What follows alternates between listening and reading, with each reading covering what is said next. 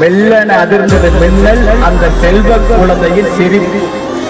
தங்க மாதுளை செங்கனி பிளந்த அந்த மதலையின் சிரிப்பு. செம்பவனுக்கு சிவில் சாய்த்த சிரிப்பாய் சிரித்தது பிள்ளை. பிள்ளை சிரிக்கையில் சிரித்தது வையம். பாரி அனைத்து மகிழ வேண்டாமோ, பாரி அள்ளி வருகிறார்.